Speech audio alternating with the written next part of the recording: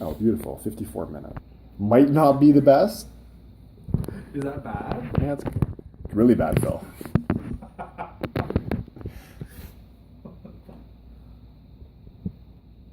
Is that bad? Yeah, you're probably gonna die. Like his trainers? But my trainer trained me! I mean, he's dead now. My trainer trained me. What? My trainer trained. That's Phil. That's Phil Barbeau. Oh, talking about Mikey? Yeah. But my trainer trained Yeah, me. best line ever. Yeah, but he's dead now. Fuck. All right, have a seat. Let me just cue you up on here. Oh, man.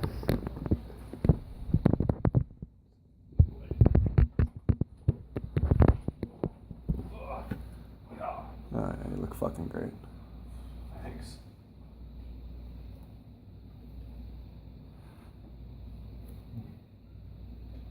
But he's dead now. He died.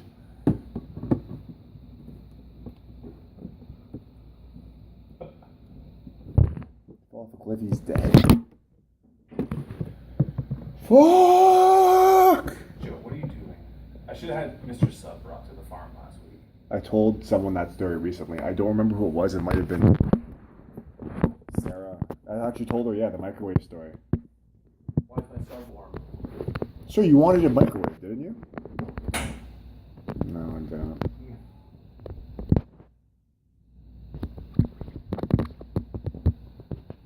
Beautiful. After 40 minutes, we have fucking takeoff. All right.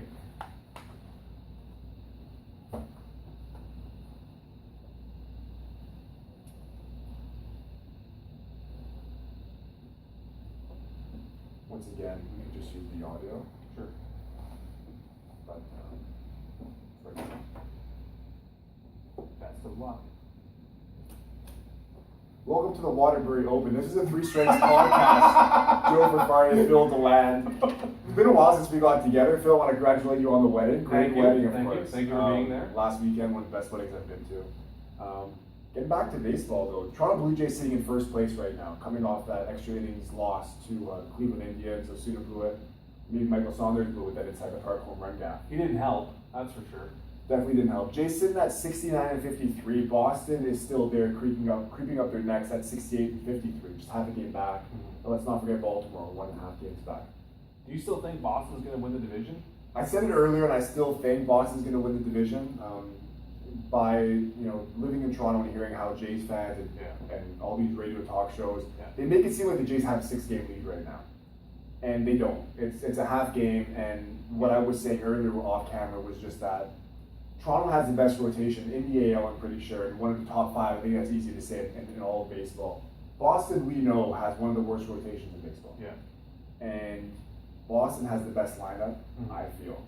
Feels like every game they're scoring 5-6 runs. Yeah. And they had those 15-run outbursts, which they did just a couple days ago. They have the offense this season that the Jays had last season, and even David Ortiz, the guy who's retiring at the end of the year, is still putting up the numbers of David Ortiz. Like, he looks like he can play for another 2 or 3 It looks like it's 2005 with David Ortiz. Pretty much. It's almost like because he's retiring, he's motivated, right? We saw this motivation, and I know it was a terrible tragedy with the Boston bombing, but David Ortiz sort of helped rally that team behind that, Boston strong. And it seems like when he's motivated for any reason, he's a different kind of player. And I don't know if his retirement this year is that motivation, but it very well might be. And then they've got young guys like Mookie Betts, Xander Bogaerts, Jackie Bradley Jr. Like, these guys are all playing, well above expectations, and rightfully so.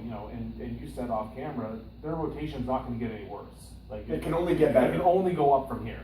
Where the Jays' rotation is, they might due for regression. You would eventually, think, right? Yeah. Right, and I think what's going to hurt the Jays rotation is this 6-man rotation, right? We've seen it with Estrada, we've seen it with Happ, having that extra day off that they're not accustomed to, and Estrada said that as well. He wasn't accustomed to having an extra day of rest, so he might have to throw a bullpen session, he might have to, do some more stretching to try and accustom himself to having one more day of rest. And if they don't get used to it, then relegate somebody to the bullpen and go back to the 5-man rotation because it was working just fine before. And that's the thing. As a fan, you look at it and you say an extra day rest. How can that be detrimental? It should only benefit. Yeah. But like some of the broadcasters said, these guys are a creature of habit. Absolutely. And they have their internal clock, their body clock telling them that on the 5th day they're going to pitch. Yep. And if that's what they're used to, and if they prepare themselves, day 1 to 4, that okay, on the 5th day I'm pitching, now all of a sudden you're saying, well, you're pitching on the 6th day. Well, what do I do on the 5th day then? Yeah. Like, what do I throw in where my body maybe hit up the 80 center. Like, there's a lot of things you can do on a particular pit. Depends what city you're in. Go to Yellowstone Park in Colorado. And Estrada hasn't been the same. We know that he's had some back injuries, and that's clearly what's been affecting him. I was at the game against Tampa on Tuesday a couple weeks ago. Didn't look the same. No. Hasn't been the same guy. Last game against the Yankees before that rain, I think he went 4 innings, gave up 5 runs. He's not the same guy, and obviously the injury is a part of that. Mm-hmm. And that just goes back to what I was saying about the Jays pitching due for regression. J. Happ, best signing probably in the free agency last year. The guy's 17 games. Yeah. Is he at 17 or 16? I think he's at 17 wins. Either way, he's leading MLB. Yeah. First to get the win. Yeah, he's 17 wins. And his ERA is just over 3. It's at 3.05 now, I believe. And we still got 5 or 6 weeks left of baseball. Exactly. And he looks like the steal of the season. We saw the guy that the Jays traded away to Seattle a season and a half ago. Sent him to Seattle. He wasn't a very good pitcher. And then what changed for him, looks like, I've said this before, was when he went from Seattle to Pittsburgh last season, started working with the pitching crew in Pittsburgh, which is loved around Major League Baseball for being able to help turn pitchers around. We've seen it with Francisco Liriano, with the exception of the beginning of this season, Garrett Cole, and then J. Happ last year. I think he finished 9-1 down the stretch with Pittsburgh. And the Jays took a chance, saying, okay, maybe he has, turned things around. We weren't really sure what J. Happ was going to show up, and he's been stellar this year. And it could be, whatever he learned in Pittsburgh, working with Russ Martin, whatever the scenario is. I think a big thing too with a lot of pitchers they see coming to the Jays and guys that have been with them, and you see this with Sanchez as well. Mm-hmm. They don't have fear in getting hit by contact because with that defense they have, they know, with the exception of Devin Travis, who looked good up until recently, he's still at least an average second baseman. But they have pretty much gold glove caliber guys all across the diamond, right? Yeah, pretty well. With Russell Martin behind the plate. Yeah. Liriano, always been one of my favorite pitchers from his Minnesota days. He's certainly regressed, and this season's probably his worst. But we've seen, he's been here for 3 starts. The first start, I think he gave up 4 runs in 5 or 6 innings. Last start on last Friday as well, 6 innings, 2 runs. Yep. Definitely quality start. Yep. And then yesterday, through a gem. He gave up 1 run, and it was unearned through, I think, 6 or 7. And there was a lot of talk of how excited he was, going back to Toronto to work with Russ Martin, because they had a lot of good chemistry in Pittsburgh for those 2 or 3 years. So there was a lot of excitement for him to go work with Russ Martin, and we've kind of seen that. They've settled back into their groove they were in before, and Russ knows how to read these guys. So, it might not be the worst thing if Liriano gets bumped to the bullpen, you go back to a 5-man rotation. Or if they are dead set on sending Sanchez to the bullpen, now at least you have a guy who could be, a real 4th or 5th starter. He's not Aaron Sanchez, obviously, but he can roll out a quality start to get you into the playoffs. He's got some great stuff, and we saw yesterday he has the ability to get those strikeouts. There's a lot of tough. I think the bases were loaded at one point in the 6th, I think, and he threw someone a changeup and get way in front of the play. I think it was Lindor. His bat ended up in the dugout, right? So and Lindor is no joke. No. Stroman, another guy who started off the season terribly. Right? Yeah. I'm not Stroman's biggest fan. Compared to a more psycho version of Josh Beckett in a smaller package, but at the same time, right, they didn't have the stuff. But he really turned it around recently. I know the guys on the fan I've listened to, they were kind of beating him up in the morning show, saying that he's the worst pitcher in baseball, whatever.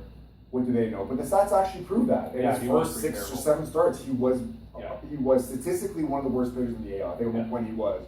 He's turned it around. So you got Stroman, Sanchez, Dickey's, who fans don't really love. You have a lot of guys though where you have Sanchez who's getting to an innings limit. Yeah. You have Liriano who they're not sure what to do with him. He could be one of their better guys. He's going to be in the playoff rotation. I think so. Yeah, it's possible. Estrada, a guy who's hurt. Yeah. So as long as his back holds up, he's good. If it starts to fall, back injuries are no joke. No, they're not. We've seen how it played Kershaw and how it affected the Dodgers.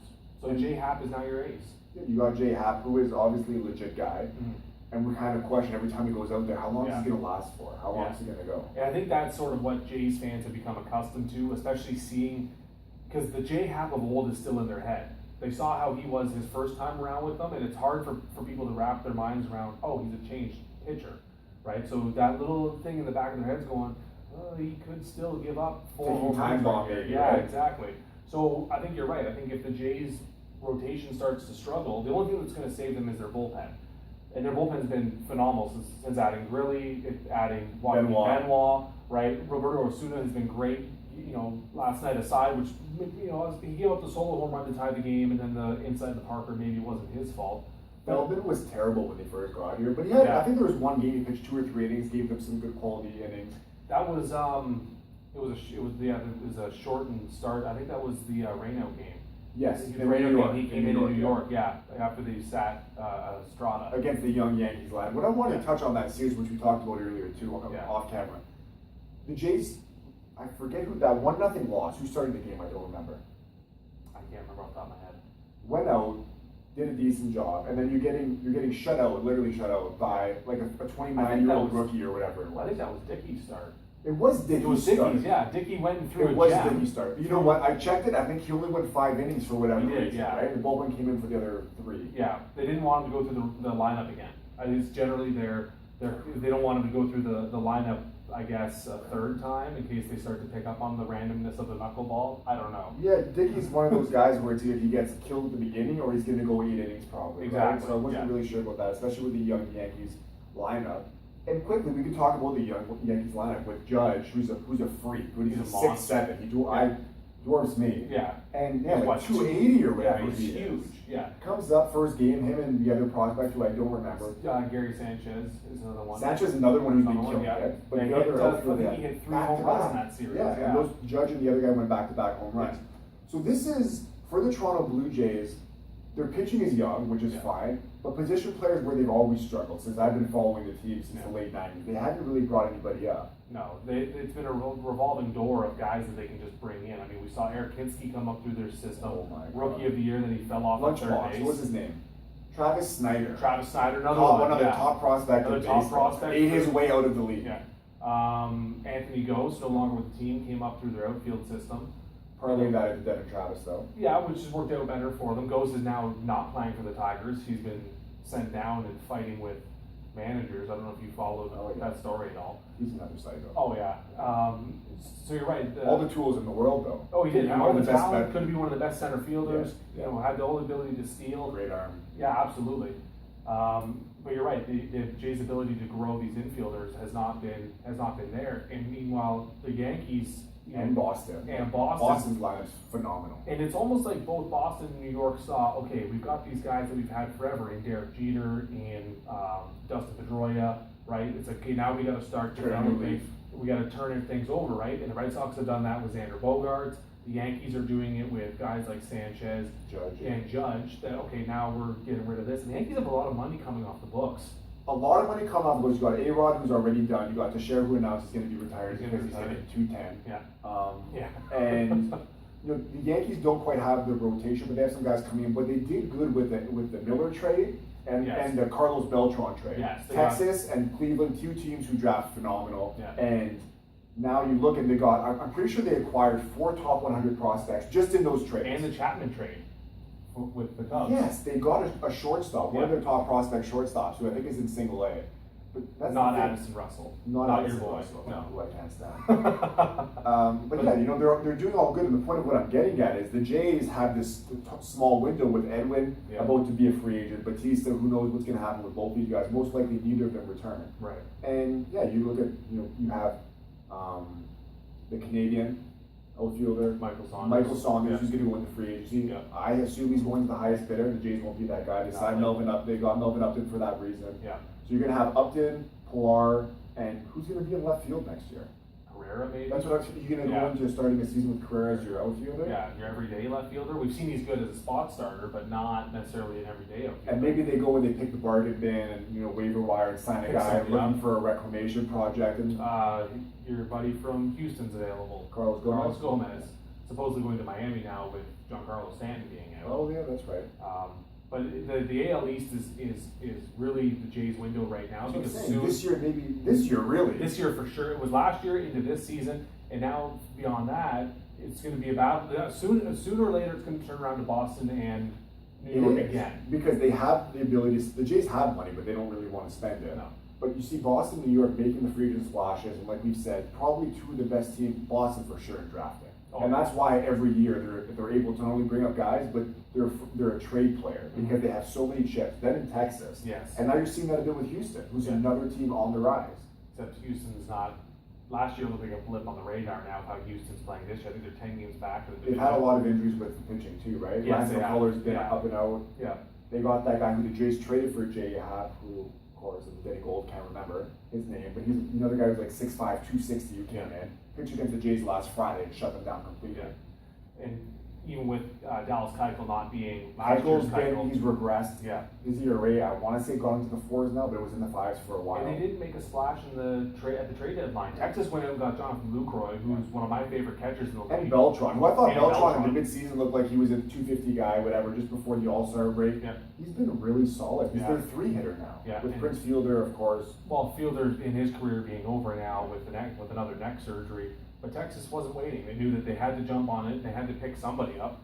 And they went and got a former doubles champ in Jonathan I was Lucroy. never a fan of Lucroy, but now that you see him in like a more big market team, the guy can play. He can, absolutely. Yeah. It's easy to overlook him when he's like the terrible shining team. star on the Brewers, and you go, okay, well, they're a terrible team, and he's their bright spot. So yeah, he's going to look super good. But having him now on Texas playing as well as he has been, and this is 2 years in a row that Texas has gone out at the deadline and made a big splash. It seems to have worked out for them. They did it last year with Cole Hamels, who I wasn't sold on. Same. It looked like he was regressing as well. Right? It Yeah. looked like he was getting older. His stuff didn't look the same. No.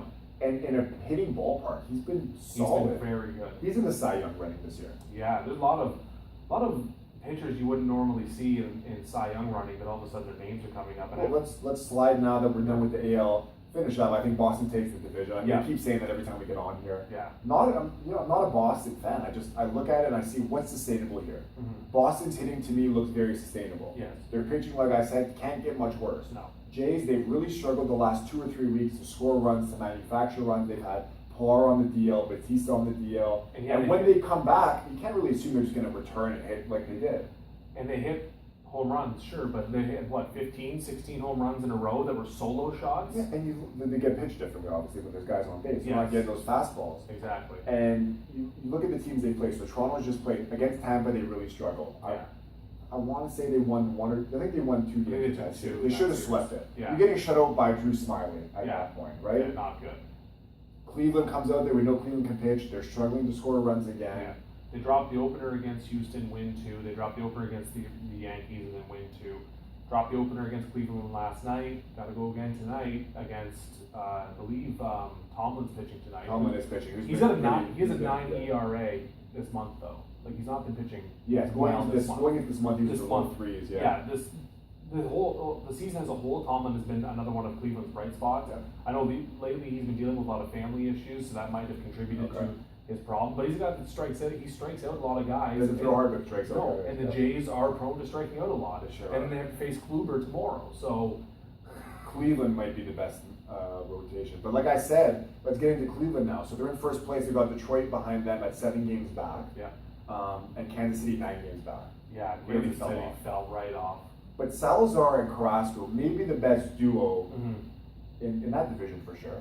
I And would think so. maybe in the AL. Yeah, I would think so. Two guys that throw 95, 96 with great sliders. And Carrasco was a guy last season that was on the trading block when Cleveland fell off. When they were talking Both guys, to be honest. the Jays were trying to get one of them. Yeah. So this team that Cleveland has this year is sort of the team they were supposed to have last And year. they can hit. Oh, they got Mike Napoli. Left-handed pitching masher. Yeah, Came up absolutely. yesterday, had a big hit. Yep. I think it was off Liriano before they took him out. It was an RBI single or double. I think so. Yeah. But boy, Lindor can play.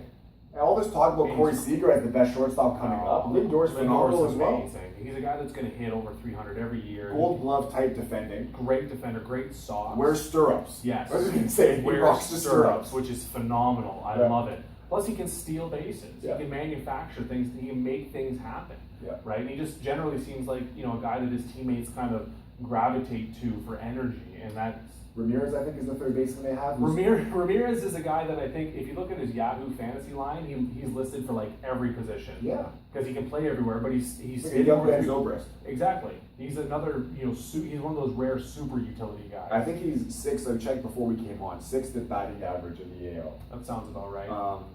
And plays every day, but it doesn't matter Michael where. Brantley, arguably their best player, hasn't played a game all season, just put on the shelf for surgery again. Yeah. So they've had some issues as well. Like, no team's healthy in baseball, but they continue to run away with that division. And then they went and grabbed Andrew Miller from the Yankees. Shore up that bullpen. Yeah, it looked like they had Jonathan Lucroy too for about 12 hours before he pulled back, but And this is without Jan Gomes as well. Yeah, Been hurt. I think he has a phantom injury because he's just been atrocious this season. He's not been very good now. Coming off an all-star season last year. Yeah, And then, it's funny how Cleveland kind of adopted the same thing the Jays were doing. They put a power hitter that gets a lot of walks top of the lineup in Carlos Santana. Yeah. To be honest, having a similar season to Batista, hitting about 240, 230, has the power home runs and walks. Yeah. And look how it's been working out for them. The same way the Jays did. It's great. Yeah. Not your typical leadoff guy who's no Ben Revere, No. singles and steals, but you want to score runs, you want to manufacture runs. And you can get guys on base early in the lineup to those pitchers, and then you're pitching out in the stretch early in the game. Yeah. It works out for guys. Yeah, absolutely. Detroit, we want to touch on as well. Justin Verlander having a bounce back season. Yeah, Verlander's having a year. I think he's 12-7 with an ERA. 3.4, something like that. And yeah, everyone says, oh, he's having a phenomenal year. He's having a very Jason Verlander season, right? He's got 12 wins, and you compare his season this year to the last 2 seasons where it looked like he's done. It looked like he hit the wall, like right? That's it. Like he's not going to go any farther. How did he get out from under this contract? Blah blah blah. They picked him over Scherzer in that extension. They did, remember? yeah. Scherzer's been great. Scherzer's been great for Washington, and then off he went. But Verlander's pitched great this season, and they got Michael Fulmer as well, who out for Rookie of the Year. He just qualified. He's leading the AL in ERA now because he's qualified for the innings pitched. He's at 125 innings now. Wasn't stellar his last start out, but I think he got touched up for the first time ever. Exactly, and that's going to happen. And his ERA is still in the, I think it just got to 250. Yeah, just cracked 250 now. So I said it before, it reminds me of a young Josh Beckett, who I unfortunately had to bring up again. A big overweight guy who throws the two-seamer, four-seamer. Yeah, he's a bit of a chicken and beer kind of guy. Literally.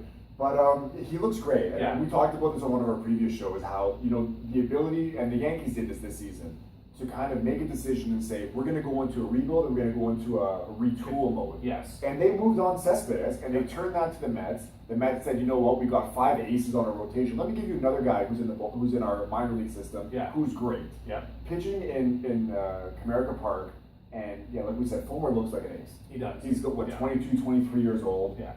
Been great for them right now. What would they be without him? They wouldn't be. They're still 7 games back, but if they don't have him, they're closer in the wild card than they are their division. In the wild card, they're 3.5 games back. So they're still in it. They're a player. They're very attainable to get that because you look at the other 2 teams right now. Boston, who we think could win the division. So it's basically Jays and Boston for first in the division. You got first wild card. But Baltimore is starting to struggle now, right? They picked up Wade Miley. Hasn't been great. No, and I'm gapping on their ace, Tillman. Yeah, he's going today. Yeah, and he's been hurt recently. He's not been not been phenomenal. He had a great first half of the season. Yeah. But now it looks like Trumbo and Davis are going to they're cooling off, and they could lead the league in strikeouts, individually or combined by this time the season's over. Both looking like Mark Reynolds. Oh, very not easily. In his prime. No. Adam Jones, who kind of struggled to start the year, has turned it around. Jones, I picked him up in one of my fantasy leagues because he got dumped like 3 weeks in, and I thought, well, it's still Adam Jones. Buy low. Yeah, exactly. So I took him. He's sort of turned it around. Their bullpen has been lights out. Is it Bundy? Not Bundy. He's now starting for them. Yeah, Bundy's starting for them. He's been one of their best relievers. Yeah. He was one of their better relievers. He was apparently one of their top prospect guys. Yeah. Had some arm issues, had some, just wasn't doing very well. Rebuilt him up, and he's been probably their best starter now. Yeah. With that terrible rotation. And he got lit up his last start, which was again, the first in a while. It happens, first in a while. I'm gapping on their one reliever now, but there's talk that they could. You talking about Darren O'Day? No, it's not O'Day. O'Day's hurt. Okay, well, Zach Britton is what I want to talk about. Britton, yeah. Okay, Britton right now. You have a thought on Britton. I saw the I do. I think it was last weekend where I was going for coffee and I read the box scores. I checked out Britton. Britton's like 37 for 37 at the time he saves. Holy. He's Eric Gagne minus the GH right now. Is what he's doing. He's a clean Eric Gagne. He's having right now on track, just the same as Kershaw was earlier, to have the best statistical season for reliever, and obviously so to respect to Kershaw. 37 for 37. His ERA, it's going to be sub 1 fairly soon. I think he's at 1.1. Yeah. He's striking out 1.5 to 2 batters a game. Been untouchable. Lefty reliever come out, he's throwing like 97. Could we see a lefty reliever win a Cy Young? It would be the first, I want to say, since I think Gagne win it back then and they go 405. It would be the first time in a long time that a reliever's even been really in contention for a Cy Young. I know Kimbrel's name was thrown out there for a while. That's right, when he was with Atlanta. When he was with Atlanta. Mariano Rivera every now and then because he's one of the best closers in the game. But it's been a while since somebody I think was seriously in contention for it. I don't think he will win it. I still think a starter's always going to. Unless he breaks a record. Let's say he breaks consecutive saves or most saves of the season with an ERA under 1. And his strikeout to walk ratio is just silly. Yeah. So why not? Why wouldn't you take that into account? Because he pitches more often than the starting pitcher does anyways. Yeah. Right? He comes in a lot more situations than a starting pitcher will. So appearance-wise, why wouldn't you give him an edge over some guys? And that's why there's still a lot of people talking about Baltimore as a player in this AL East. Yes. Because they could still win a wild card. You could see 3 AL East teams take 1, 2, and 3. Exactly. Right? And with Baltimore, sure they've cooled down, but they're not any worse hitting than the Jays are right now. They're in a cold spell, but you could argue that they have a very similar lineup to the Jays. Yeah, they do have. They're a power hitting lineup, right? They can catch fire. Sure, their rotation isn't there, but the bullpen is. Exactly. And that's why, since Showalter's been there, they've always been one of the top teams in the last 5 years. Yeah. Why? Yeah, maybe the mid relief isn't the best. The starters haven't been great, but they can hit, and they have that back end closer. They can save games. The end of the set guys with O'Day who's gone on the DL. So yeah, once again, watch out. This is by no means Toronto running away with this division. Not at all. When you're half a game up No. on Boston, a game and a half up on Baltimore, and you're now going to Cleveland. Yeah. You've got 70 wins. And I think those other two divisions, like obviously the AL East has become the more competitive of the Divisions. But every other division in baseball is a runaway except the NL West. I was going to say the AL East is close. AL Central, the Indians are running away with these at 7 games. 7 games up. Texas, who we didn't really get into. Texas 8 games up on Seattle. Exactly. Then you go over to the National League. Washington 9.5 games up on Miami. Miami, it's done for them. Yeah. Those are my guys. Giancarlo Stanton's done for the year. All they have is Fernandez pitching. Yeah.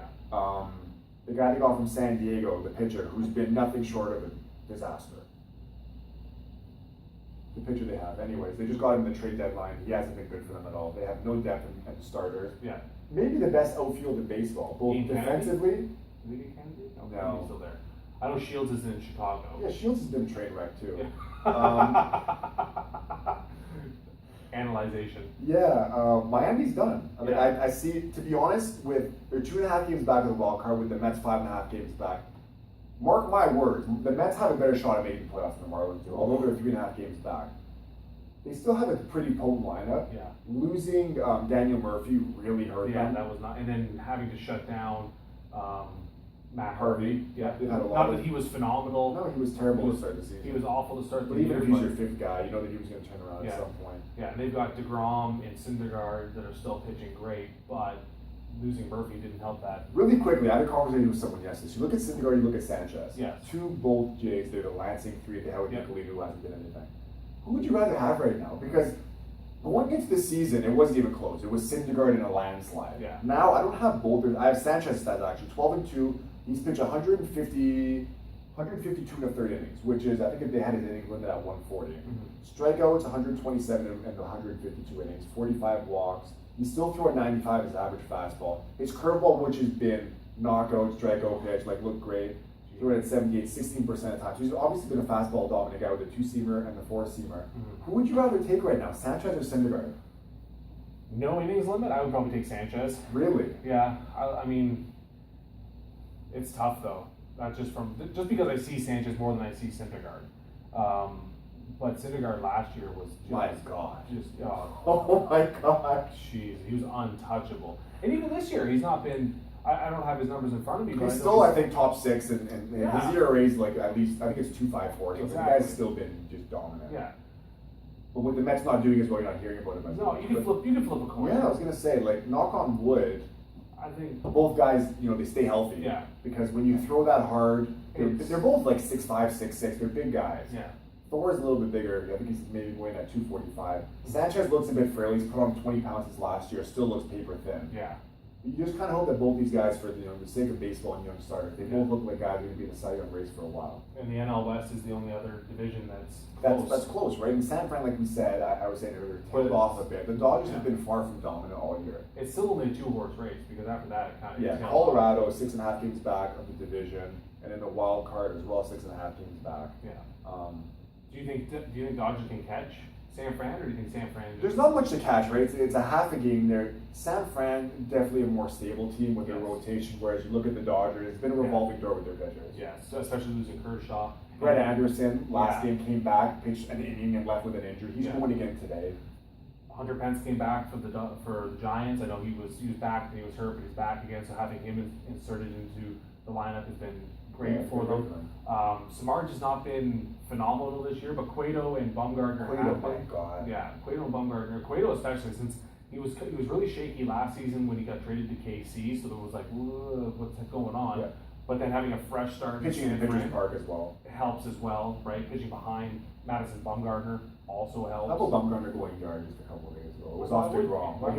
Why wouldn't he go yard? It's 94. It was 94. A little bit elevated. Oh yeah. And that swing, like it was Ken Griffey-esque. I sent you the video on Instagram. It was My phenomenal. God, the turning of the hips, the extension of the arms. I was like, what's going Everything on? was. He's a pitcher. No, he's a pitcher. He's a hitter. He should go in the home run derby with that. Send him to the AL. DH him on his off days. No joke. I'm not even kidding. He's bringing you more right now than Jose Bautista's. We know that. That's true. Plug him in at number 3 in the lineup. My good. God. Yeah, every 5th day he pitches, he's not your DH. It's okay. That guy's been hitting the BP. Let's quickly get to the other 2 divisions. Both runaways. The Cubs right now, 12 games up on St. Louis. That gap is probably only going to grow. Yeah. And I know there was a while there that the Cubs struggled, and St. Louis, and I think Pittsburgh at the time, kind of closed in on them, but then the Cubs came out of whatever slump they were in and just took off. Yeah, they have one of the best rotations in baseball. Rotation, even their lineup. Their lineup is phenomenal. You look at even their 4th starter, Kyle Hendricks, I think has an ERA under 3. I think he's supposed to be their 5th. But him and Hamill at the end, but my God, they're just killing it. It's unbelievable. And then they added Aroldis Chapman into to close off their games. Yeah, their former closer just went on the deal. His name escapes me. Not Rendon? Rondon? Something like Something that. like that, He was their closer, he's been solid. Pittsburgh, so St. Louis right now St. Louis and the Dodgers both tied in the wild card right now, with Pittsburgh just 2 games back. Mm-hmm. Pittsburgh's a team that I wrote off a while ago. Yeah. They got rid of, especially when Liriano was struggling. Yeah, there. Melanson, they traded their closer. You're saying this team's looking to just retool I guess, for next right? season. Garrett Cole was injured for a bit. He's been injured for a long time. McCutchen has been bad. McCutchen's been terrible. I think he's still only hitting 250 this year. The power's not there. Cervelli was great last year, and he struggled this year, and he's been hurt, so that hasn't helped them at all. Their outfield in general, I mean, they had the 3. They had McCutchen, Polanco, and Marte. Yeah. And Polanco fan, yeah. Yeah, oh yeah, I love Polanco. He's phenomenal. He's a beast. But McCutchen has not been the McCutchen of the last 3 or 4 seasons. So there was some concern there, and like you say, they traded their closer. It's like, okay, so they're going to kind of retool. I don't know if they're going to be able to climb back into the wild card spot. I don't know how far back. The 2 games back, so it's not the end of the world. It's not the end of the world. It's still attainable, absolutely. I think whoever they face in the wild card is going to be. Pittsburgh's that team. Even when they were good a couple of years ago, I think they went to the wild card both seasons and lost both games. Yeah, they did. Yeah, they lost. 1 at home and 1 on the road. And I think that Cole started both of them. Actually, you know what? I think Liriano actually started the one 2 years ago. And Cole started last year. Against. Was last year he faced the Cubs? St. Louis or the Cubs? Maybe it was the Cubs. I think it was the Cubs last year, and he lost to Arrieta. Yeah. And then Arrieta had ridiculous season. Well, yeah, that was one of Cy Young. Yeah, absolutely. Yeah. The year before might have been St. Louis, but they've not been able to crack that wild card game. They haven't been over to get over that hump. Yeah, no. Like we said, their lineup really good. Their outfield, defensively and hitting wise, great. Yeah. The infield, they got a lot of interchangeable guys. They have the Korean guy that they put in at 3rd. Kang. Kang's been great. David Mercer's at short. David Freese has been between 3rd and 1st. John Jaso, I think, was John Jaso was playing first now. Yeah. And then had the other guy that had a 3rd, Harrison, who I think they moved to 2nd base. He's been pretty decent too. Yeah. Shifting to the East, Washington Nationals. Once again, another runaway, 9.5 games up on Miami. Once again, that's only going to grow. Yeah, I don't think Miami's going to catch them. Washington's had another stellar year, led by Bryce Harper. Having an off-season Bryce Harper, right? Yeah, he won the MVP last year. I think he's hitting like 245, 250 this year. Yeah, he's not having... Power numbers are there, but he can't get the hits. Trading Drew Storen for Ben Revere, I thought was a win for them. I thought Ben Revere was going to slide in terrific at the top of their lineup, and then he's not. I mean, he was hurt for a while, and I don't even think he's cracked 250. I think he's still hitting around 240. He should round into the form. We know Drew Storen's not rounding it. Well, no, Drew Storen. I don't even know where Drew Storen is now. He's long gone. Yeah, Seattle for Benoit, which looks like another steal for the Jays. But Washington picking up in the offseason. Dropping his name now.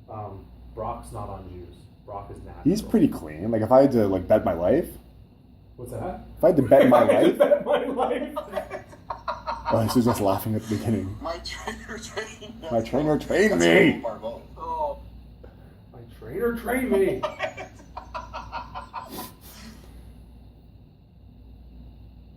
on the 15th, they're going to pitch. Yeah. And if that's what they're used to, and if they prepare themselves. My shoulders need to chill in this video. Jesus Christ. Day 1 to 4, then okay, on the 5th day I'm pitching. Now all of it, turn things around. We weren't really sure what Jay Happ was going to show. My buddy Dan just sent me this. Life goals. He's been stellar this year, and it could be. It's because he's been on fucking trend. That's why. Who's that? I don't know if we were just talking. No, not Dan. Oh,